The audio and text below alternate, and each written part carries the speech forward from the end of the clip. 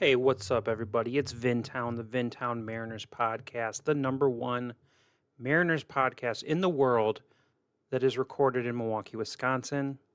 Today, I'm talking about process and results because I think that is something that people just truly do not understand. They truly cannot tell the difference between a result and a bad process. The result, baseball is a results based business. You either get a hit or you don't. You either give up a hit or you don't. You either win or you don't. That's the result. You are judged on results. How do you get good results? You should get good results through good process, but that's not always the case. Like the example that I'll use of a bad process would be if Scott Servais said to every hitter, everyone tonight is swinging at the first pitch. And maybe that means, they hit four home runs and that pitcher's out of there and it works. And hey, that's a good result. It's not a good process, but it's a good result. Um, but what it's probably going to mean is the pitcher is going to get out of it, and then they're going to be 9 outs with 9 pitches. you know, like that's an extreme example. Maybe they swing and miss, maybe they fall off or something. But that would be a bad process because then that pitcher, you're setting them up to do a complete game. You're setting them up for success. You're setting them up for success. So that's not a good process. A good process is the Mariners control the zone, idea, which is don't swing at junk, swing at balls that are strikes, and hit them. Do they hit them? Not often, but it's not a bad idea. They're doing the right idea.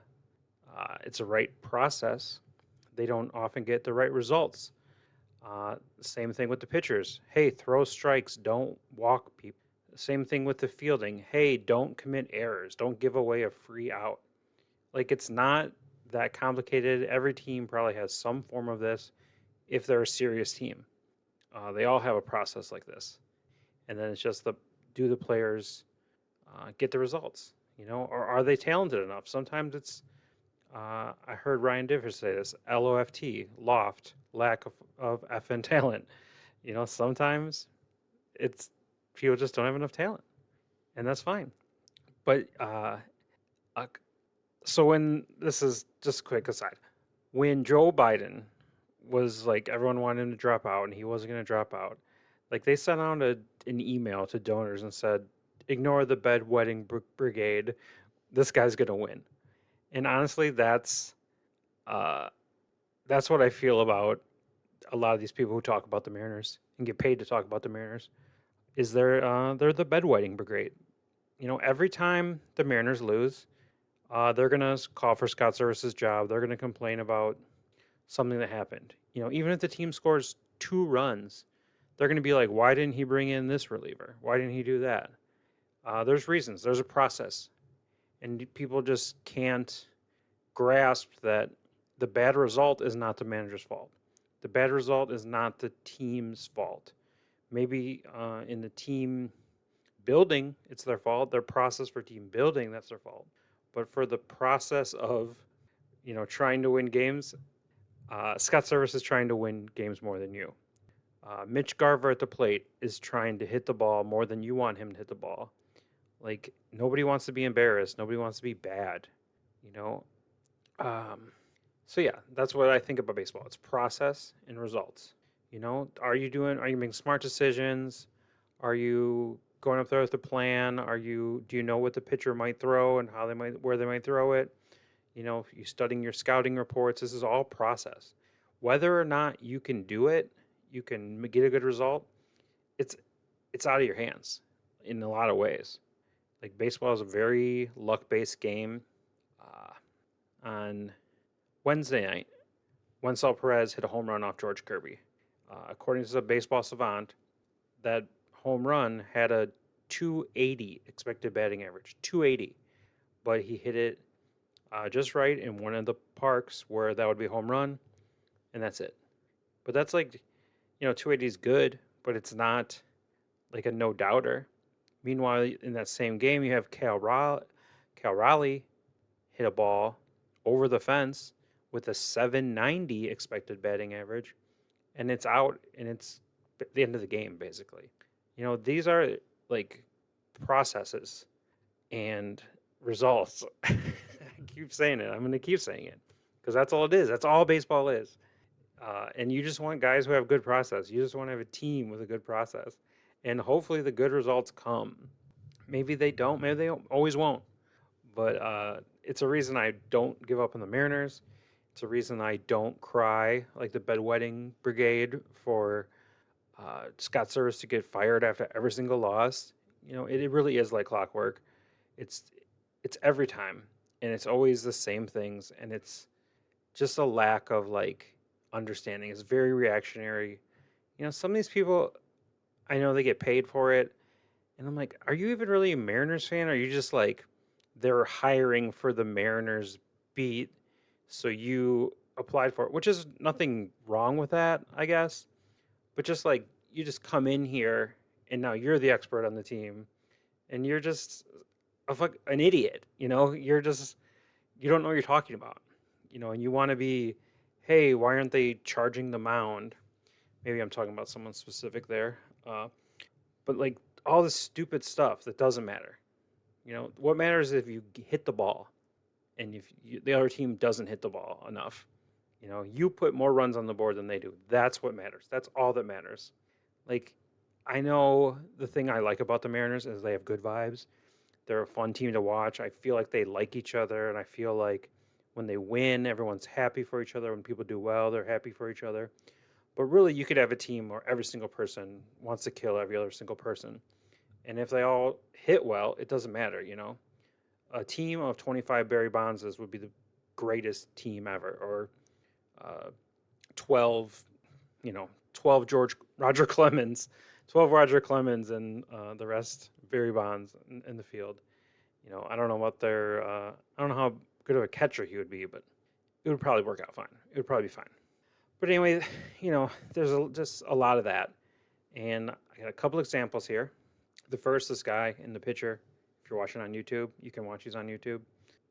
The first is a guy in the picture, Mitch Garver, who is having like the worst season of his career and just horrible. And when he's in the lineup, a lot of this stuff comes up. A lot of the people who freak out about everything blame him. And sometimes he is to blame. That was a Red Sox loss where he was to blame. Does that mean that he deserves a death threat or people to mess with his wife on Instagram? No, like you people are sick if you do that. And if you're not a fan, you're a gambler, why are you gambling on Mitch Garver? Look at the stats, okay?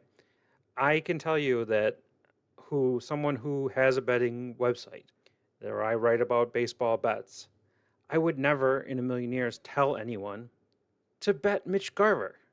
Like, I play DraftKings. I rarely ever draft King Mitch Garver. Like, he's having an awful season. Like, and but he's getting paid all this money. Is it your money? No. Can the Mariners afford it? Yes. Like, how about this? Why don't people ever get mad that Cal Raleigh doesn't make enough money? That George Kirby doesn't make enough money?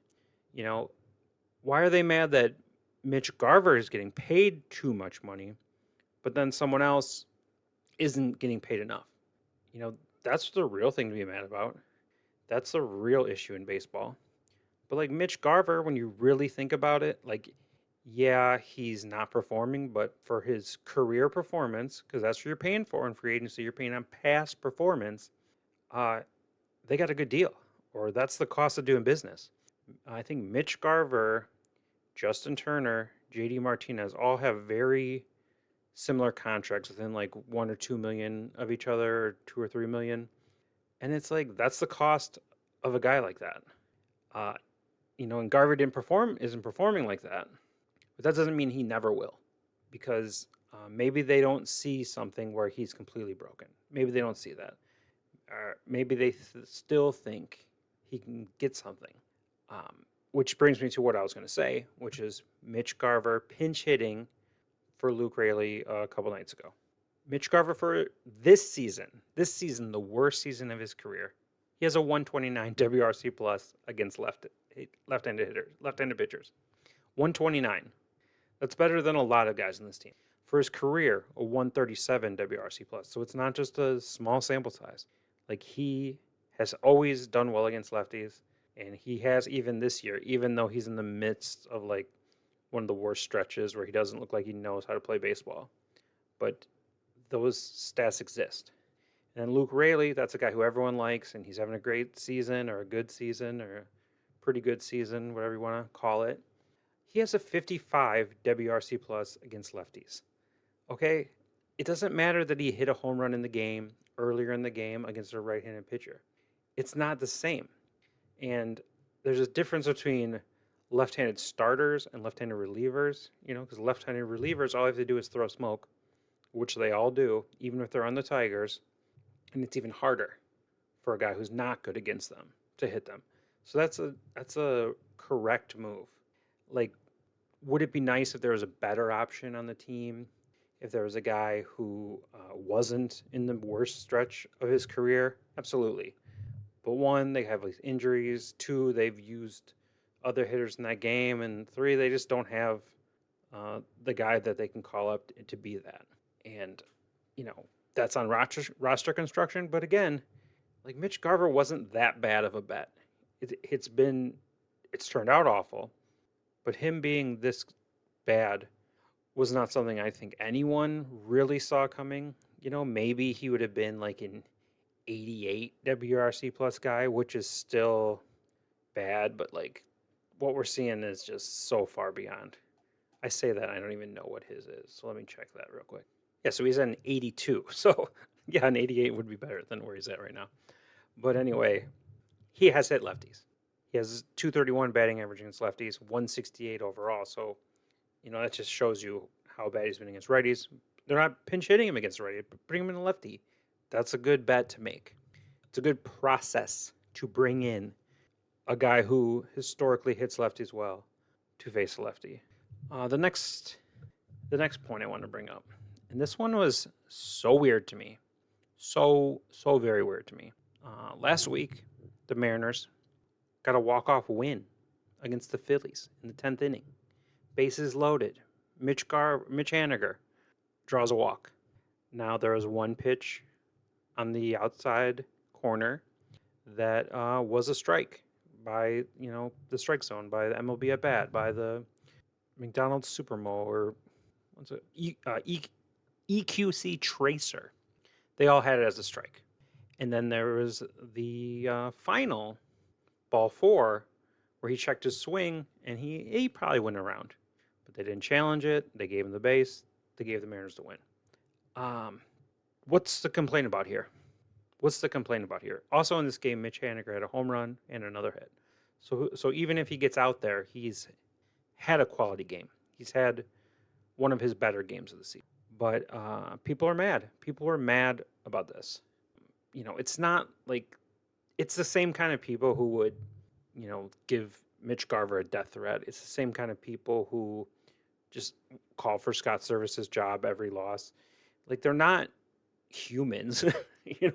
I really wonder if some of them are even human, or if it's just like there are weirdos who feel this way, and they've also programmed chatbots to feel this way. Like, I wouldn't put anything past anyone at this point. But anyway, they're not serious people to me. They're part of the bedwetting brigade. They are complaining that he should have struck out. So that's an issue, and he's still terrible. It doesn't matter. He didn't strike out. The process was maybe bad, but the result was great. And this is a results-based business. So people are trying to complain about the results when they don't like them. But now they're also trying to complain about the process. You can't have it both ways. You don't get to complain about the process. You're a results person. You care about results. So why are you complaining about the process when you got the result? I don't understand it. I don't. One thing I'll say, and this is, almost a week ago now, so it's history, but the one clear strike that he took for a ball, it was a clear strike, but it was consistent with some of the other bad calls this umpire had made. So, if these guys are paying attention, you know what the umpire is calling, so you go with that. I don't know if that's the case, but hey, the result was great, so that's all that should matter. Just a quick aside, after that win, Mitch Haniger thanked the coaches, thanked Scott Servais, and he thanked Justin Turner for helping him like get his swing back, get it back to where he has been in the past. I don't know if he's all the way there yet, but I think I said when the Mariners traded for Justin Turner that I would love for those two to hook up, and it sounds like they have. So, gonna count that as a victory for your boy. And then the third process results thing. This is more recent. This is just the other night, Wednesday night. Wednesday night, when the Mariners lost to the Tigers. This is the game where Cal Raleigh hit a home run and was stolen from him.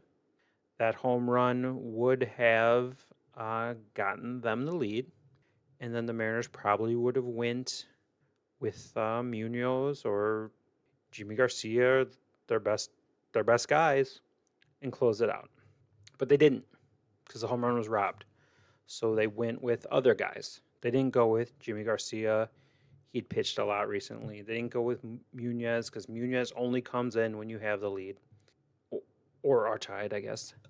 But you don't come in when you're down by one. And everyone was using this experience to once again call for Scott Servais' job. This is, I don't know if this is necessarily process, but this is just smart math. Once Cal Raleigh's home run ball was caught, the win probability went down to 15.7%. So what would you do in that situation? Would you go with your best reliever in a game you're going to lose 85% of the time, and then maybe you need him tomorrow to actually get a win, and you use him then, and then all of a sudden you're in a 3-game series with the Mets and he probably can't pitch the first game? Like, would you do that? It would have given them a better chance to win, but it wouldn't have guaranteed a win. And that's when they want to use Munoz. They want to guarantee wins. In baseball, it is, I don't have this in front of me. I'm pretty sure it's when you score first, you tend to win. You score first, and then you do whatever you can to hold the lead. Like, that's how the Mariners are built to win. They have not done that much this year, but that's how they're built to win. So this is a game that they weren't probably going to win. 85% of the time they would lose this game. Now, maybe you can fudge with that math a little bit because Detroit's bullpen isn't as elite. But I understand why they didn't do it. If this was September 8th and not August 8th, and it was the same type of standings, I could see being more mad. But there is so much baseball left to play. There is over 20 days left in this month. There is a whole month of September. I mean, there's a lot of time left to play. And things are going to go up, things are going to go down. But I understand not pulling that lever, not doing it. Do I wish they had a better option than the guys that they did go with? Absolutely. But they didn't. So they didn't. So that doesn't mean that you use your best guy just because you didn't have a better option. I think they're being smart, and I also think that's something that's not up to Scott Servais.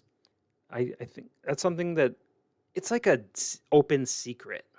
Like, they don't want to come out and say, yeah, Scott has no power, and Scott doesn't want to come out and say, yeah, I have no power. But like, if he calls for Munoz to start warming up and then brings him in that situation, he's getting a phone call, he's getting yelled at. Maybe that's what gets him fired because he didn't follow the script. This is how front offices work now. Like, what managers do is get their team ready to play. Whether Scott does that or not, that's a different argument. But as far as this move, there was a reason they did it. We got a bad result with the guys they used, but the process wasn't right, and they're still set up.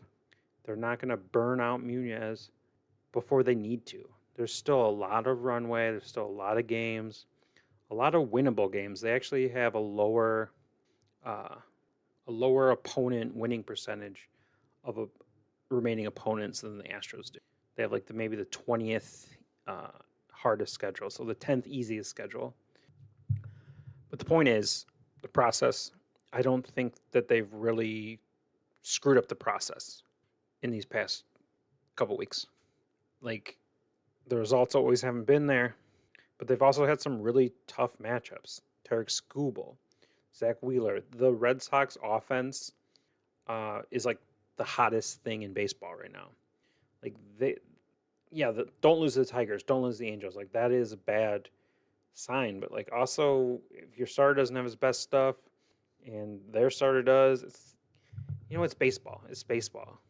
This isn't like this isn't the Denver Nuggets losing to the Detroit Pistons. Like the difference in talent level, unless it's the White Sox, it's not that far. The Tigers are not that far from the Mariners on any given night. They're just not.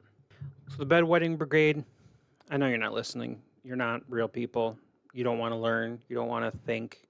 You just want to react because that's who you are. You're results based in everything you do. But for everyone else, like, try to think of the process, and then whatever. Feel however you want to feel about the result.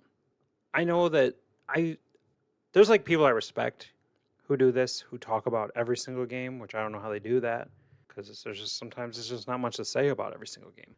But I've seen someone like breaking down. It's never gonna happen. Why do I do this to myself? Like, hey, you don't have to. You don't have to. Like, change the channel. Go outside. Do something. Like these games don't matter. They don't. Any single loss of the season does not matter. All that really matters is at the end that you have enough wins to get into the playoffs. I still believe the Mariners will. I'm not going to say because Cal Raleigh had his home run robbed on one of the most greatest catches of the whole season. I saw MLB's Twitter say, is this the best catch of the whole season? I'm not going to be... I know that's the game. That's how baseball works. Like, that was their shot, and they didn't get it. And it's fine. Like, life goes on. I still believe they're going to win. I still believe they're going to do this. I still believe they're going to... I think they're more likely to win the AL West by 5 games than to lose it.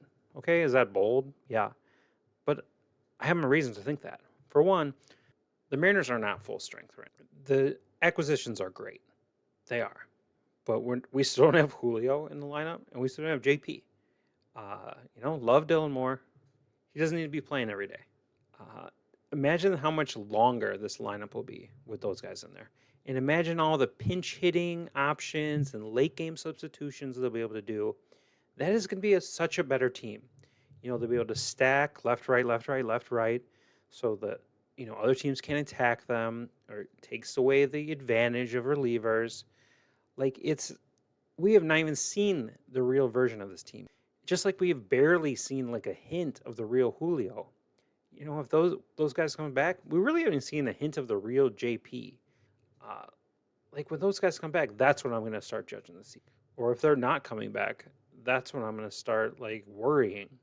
But like, the team is playing okay. They're staying afloat, and that's fine. They should do better. They should have beat the Tigers up a lot more than they did. But they're not dead in the water. They're not. And here's why I believe that. The Mariners the last 2 years Mariners season has been defined by shitty first halves and then like strong July, August to push them towards the playoffs. And this year, their stated goal was not to do that. And they at one point had a 10-game lead in the division. That was crazy. That was good. But this season, their longest win streak is 4 games. 4 games. And that was in April. 4 games. That's a sweep. That's not a win streak. That's barely a win streak. Their best month is 15-11. Now, when a team wins a division, they could do that every single month, which that ship has sailed. But they could do that every single month, Or they can have a few months like that, and then they can have a really great month, and then the rest, it doesn't matter. For example, last season, the Mariners went 17-9 in July and 21-6 in August. And yeah, they finished short because they had a rough September. But like that's what got them in the conversation. That's what got them there. They haven't had anything close to that. Uh, Meanwhile, you have the Astros. They've already had their run. They had a winning streak of 7 games, and they had a month where they were 17-8. That's what got them back in the conversation.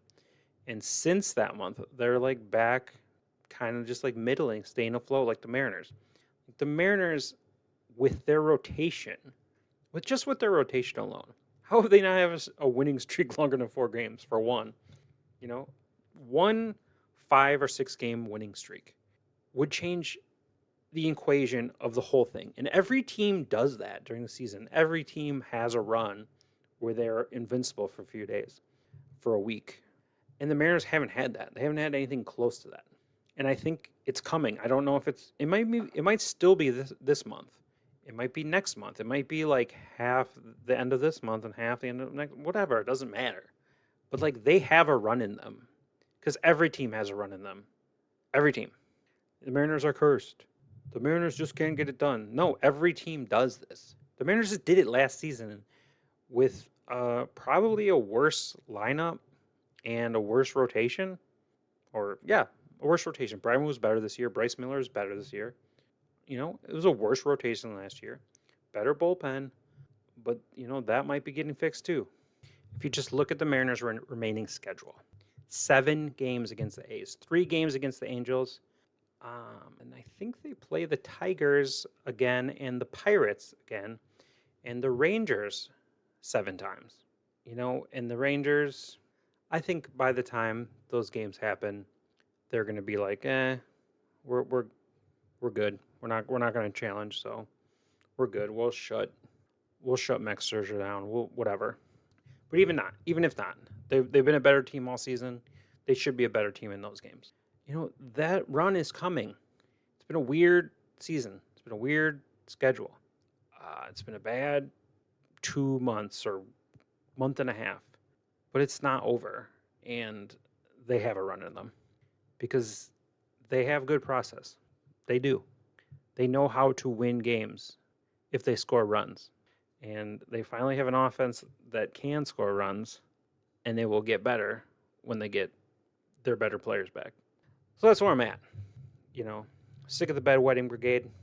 Sick of even the smartest Mariners analysis that's out there still like having the same complaints. Like, you're not going to win every game. You're not going to win. You barely win half. Like, I don't know. 90 wins is only 9 more than 81. And 81 is a 500. That's like not that many. And the Mariners aren't going to finish with 90 wins. They're probably with 87, 88. That's 7 more wins than 81.